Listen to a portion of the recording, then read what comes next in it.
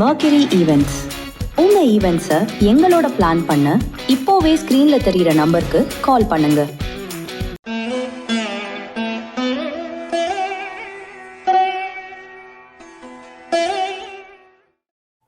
ஓம் சரணாகத தீனார்த்த பரித்ராண வராயணே சர்வசியார்த்திகரே திவி நாராயணி நமோஸ்துதே. வணக்கம் நேயர்களே, இது மகாலட்சுமி ஜோதிடம் வழங்கும் காலச்சக்கரம். உங்கள் அன்பு ஜோதிடர் ஸ்ரீராம்ஜி பேசுகிறேன். அனைவரும் நலமுடன் இருக்கிறீர்களா? நன்றாகத்தான் இருப்பீர்கள், நன்றாக இருக்க வேண்டும். இன்றைய காணொளியில் நாம் காண இருப்பது கன்னி நன்மைகள் மட்டும்.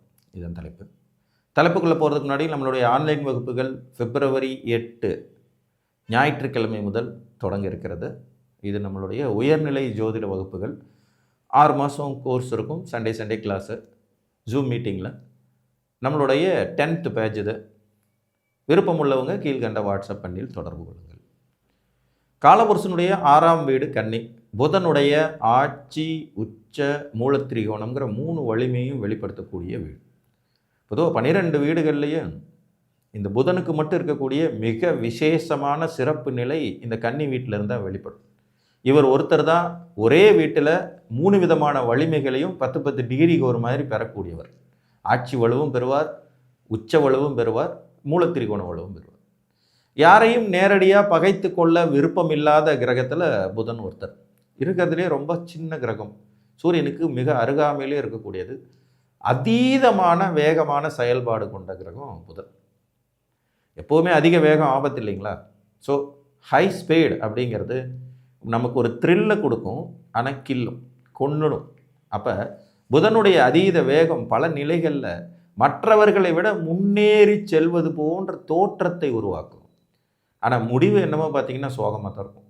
அதனால தான் புதன் ஆதிக்கர்கள் எப்போதுமே மற்றவங்களை விட முன்னாடி போகணுங்கிற எண்ணம் கொண்டவங்களாகவே இருப்பாங்க. அவசர கொடுக்கைத்தனம்ங்கிறது இவங்கள்ட்ட மாற்றவே முடியாத ஒரு கேரக்டர்.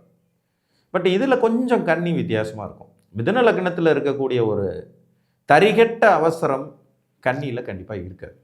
கன்னிக்கிட்ட ஒரு நிதானம், ஒரு சுய லாபம் அப்படிங்கிற எண்ணங்களும் கொஞ்சம் இருக்கும். கொஞ்சம் ரகசிய நடவடிக்கைகள் நிரம்பிய லக்னங்களில் இதுவும் ஒன்று. உழைப்பின் மேன்மையை வெளிப்படுத்தக்கூடிய வீடு கன்னி. இதுதான் இதில் இருக்கிறதுலே அதீதமான ப்ளஸ் பாயிண்ட். நோயை கொடுக்கும் 6ஆம் இடமான இதுவே நோயை தீர்ப்பதற்கான சூட்சுமங்களையும் சொல்லி கொடுக்கும் வீடு. ஸோ வைத்திய சாஸ்திரம் உருவாகிற இடம் எது அப்படின்னு பார்த்தீங்கன்னா கன்னி தான். மாற்று மருத்துவத்தை வெளிப்படுத்தும் தன்மையும் இந்த வீட்டில் உண்டுங்கிறதுனால சித்தா, ஆயுர்வேதிக், யுனானி மாதிரியான மருத்துவ முறைகளை கண்டுபிடிக்கும் வீடாகவும் கன்னி இருக்கும். ஒவ்வொரு லக்னத்துக்காரங்களும் நீங்கள் எந்த லக்னத்தில் பிறந்திருந்தாலும் கன்னி வீட்டில் அமர்ந்திருக்கிற கிரகங்கள் அடிப்படையில் உங்களுக்கு கடன், நோய், எதிரி, வம்பு வழக்கு வருங்கிறத நீங்கள் மறந்துடவே கூடாது. இப்போ கன்னி வீட்டில் அமர்ந்த கிரகத்தின் அடிப்படையில் நமக்கு நோயின் தாக்கம் ஏற்படலாம்ங்கிறதையும் அதை தீர்த்து கொள்ளும் முறைகளையும் அறிந்து கொள்ளலாங்கிறதும் ரொம்ப உத்தமம். இப்போ வியாதின்னு ஒன்று இருந்தால் அதற்கு தீர்வுன்னு ஒன்று வரும்னா அந்த தீர்வை குறிக்கிற இடம் கன்னி. கடன் ஒன்று இருந்தால் அதை தீர்க்கும் வழிமுறைகள் என்னென்னா அதை குறிக்கிற இடமும் கன்னி. உங்களுக்கு எதிரின்னு ஒன்று இருந்தால் அந்த வம்பு வழக்கை தீர்க்கிறதுக்கான வீடாகவும் கன்னி வரும். ஸோ ஒரு பிரச்சனையை உருவாக்குற இடமே அதற்கான தீர்வையும் தரும் இடமா இருக்கிறது கன்னியுடைய ஒரு தனிச்சிறப்பு. இந்த வீட்டில் புதனின் வலுவை பற்றி நான் சொல்லிட்டேன். அதற்கடுத்து புதனுடைய நண்பர்கள்னு சொல்லக்கூடிய சுக்கிரனும் சனியும் பார்த்திங்கன்னா இங்கே கொஞ்சம் கோளாறான வலிமையை தான் பெறுவாங்க. இதில் சுக்கிரன் டோட்டலாக நீச்சம் அப்படிங்கிற பவர் அடைஞ்சிருவார்.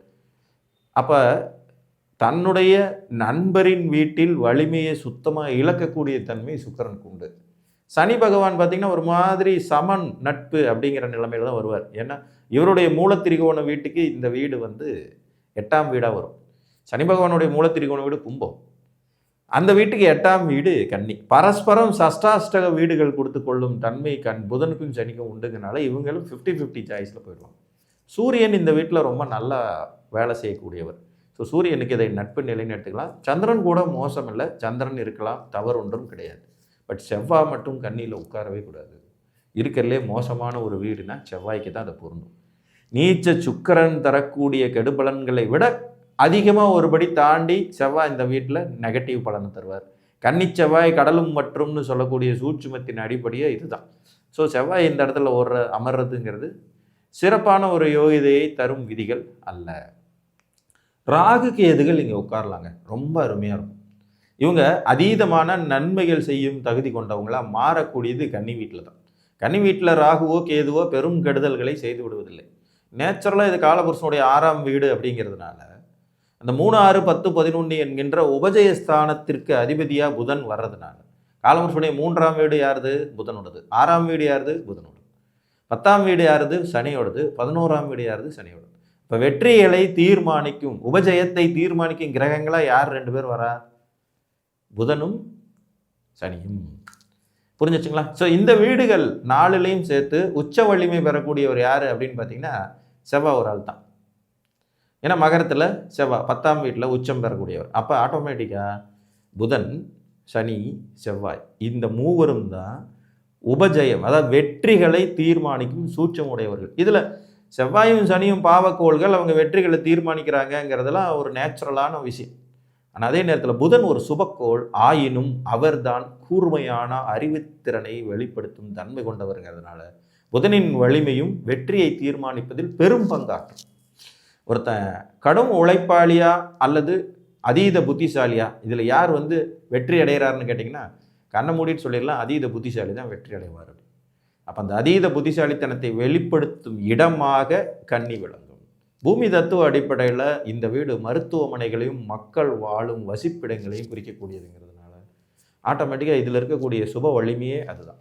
கடும் உழைப்பு, அதனால் கிடைக்கக்கூடிய மேன்மைகள், அதனால் கிடைக்கக்கூடிய முன்னேற்றம், அதை நாம் அனுபவிக்கும் தகுதி, நல்ல உடல் திடகாத்திரம், நோயை எதிர்த்து போராடுவது, நோயை தீர்க்கும் சூட்சுமங்கள், எதிரியை எரித்து போடாவது, எதிரியை காலி பண்ணக்கூடிய சூட்சுமங்கள், கடனை எதிர்த்து போராடுவது, கடன் தீர்வதற்கான சூட்சுமங்கள், இது எல்லாமே கன்னிக்குள்ளே ஒழிஞ்சிட்டு இருக்கும். இங்கே சூரியன் நல்லது செய்கிறார், சந்திரன் நல்லது செய்கிறார், செவ்வாய் மிக கடுமையான விளைவுகளை தருகிறார், புதன் இங்கே ஆட்சி உச்ச மூலத்திரிகோணம் என்கின்ற அடிப்படையில் நல்லது செய்கிறார், சுக்கிரன் அமர்ந்தால் நீச்சபங்கம் கட்டாயம் பெற வேண்டும்ங்கிறது அவசியமாகிறது, ராகு கேதுகள் மிக அதீதமான நன்மைகள் தருகிறார்கள், சனி பகவான் சம வலிமை பெறுகிறார், குரு பகை பெறுகிறார். ஆனால் அதே நேரத்தில் குரு இங்கே உட்காரதுனால ரொம்ப மோசமான விளைவு, செவ்வாய் மாதிரியான மோசமான விளைவுகள் எதுவும் பெருசாக இருக்காது. புரிஞ்சிச்சுங்களா? ஸோ கன்னியின் நன்மை அப்படிங்கிறது விரல் விட்டு எண்ணக்கூடிய அளவு தான். நார்மலாகவே இந்த மறைவு ஸ்தானங்களில் என்ன பெரிய நன்மைகள் இருக்கும் அப்படின்னு பார்த்தீங்கன்னா, கடன் இருக்கும், தீரும் வழி இருக்கும், நோய் இருக்கும், தீரும் வழி இருக்கும், எதிரி இருப்பான், தீரும் வழி இருக்கும். இந்த தீரும் வழிங்கிறது தான் இங்கே இருக்கிறதுல அதீதமான நன்மை. எப்போதுமே தன் உழைப்பை மட்டுமே நம்பி செயல்படும் தன்மை உடையதாக கன்னி லக்னம் இருந்துச்சுன்னா வாழ்க்கையில் நிச்சயமாக சந்தோஷமாக இருப்பாங்க. ஆனால் பிரச்சனை என்னென்னா, இவர்கள் ஒரு 35 வயசுலேருந்து 45 வயசுக்கு உட்பட்ட அந்த பீரியடில் பிஸ்னஸ் பண்ணுறேங்கிற பேர் வழியில் கூட்டு சேர்ந்துக்கிட்டு நண்பர்கள் பேச்சை கேட்டு இருக்கிறத எல்லாம் தொலைச்சிட்டு ஜீரோ பண்ணிடுற வேலையை அதீதமான கன்னி லக்னம் கன்னிராசிக்காரங்க பண்ணுவாங்க. இதை செய்யாமல் இருந்துட்டாலே இவர்கள் சந்தோஷத்தின் உச்சக்கட்டத்துக்கு போக முடியும். ஆனால் 99% பேர் செஞ்சுட்டு நஷ்டப்பட்டுட்டு தான் அதுக்கப்புறம் ஜாதகம் பார்ப்பாங்க. உபய லக்னங்களுடைய மிகப்பெரிய பலகீனம் என்னென்னா, தனக்கு கிடைக்கிற நல்ல ஒரு அந்தஸ்தை, சொத்தை, கௌரவத்தை, புகழை, வேலை வாய்ப்பை, பொருளாதார வெற்றியை தக்க வைத்து கொள்ள முடியாதவர்களாக இருப்பாங்க. அதை காப்பாற்றி இறுக்கி பிடிச்சி கடைசி வரை கொண்டுட்டு போயிடுற அமைப்புங்கிறது இவங்களுக்கு கொஞ்சம் மைனஸ். தனாதிபதியும் பாக்கியாதிபதியுமான சுக்கிரனே லக்னத்தில் நீச்சம் அடைகிறதுனால இவர்கள் குடும்பத்தாருடைய பேச்சையும் கேட்பது கிடையாது, தகப்பன் வழி வர்க்கத்தின் பேச்சையும் கேட்பது கிடையாது, தன்னை அழித்து கொள்ளும் தன்மை கொண்டவங்களாக இருப்பாங்க. ஸோ இதில் இருக்கக்கூடிய பெரிய நெகட்டிவ். மற்றபடி உழைப்பினால் மேன்மை, நேரங்காலம் கருதாமல் உழைப்பதன் மூலமாக வாழ்வியலில் வெற்றியை எட்டுவது, மற்றவர்களுக்கு பிடிபடாத நிறைய ரகசியங்களும் சூட்சுமங்களையும் அறிந்து உணர்ந்து அதன்படி வாழ்வியலில் வெற்றி பெறுவதுங்கிற அமைப்பு இந்த லக்னத்திற்குன்னே ஒரு தனிச்சிறப்பாகும் என்று கூறி மீண்டும் ஒரு காணொலியில் உங்களை சந்திக்கும் வரை உங்களிடமிருந்து அன்புடன் விடைபெற்றுக் கொள்வது உங்கள் அன்பு ஜோதிடர் ஸ்ரீராம்ஜி. நன்றி, வணக்கம்.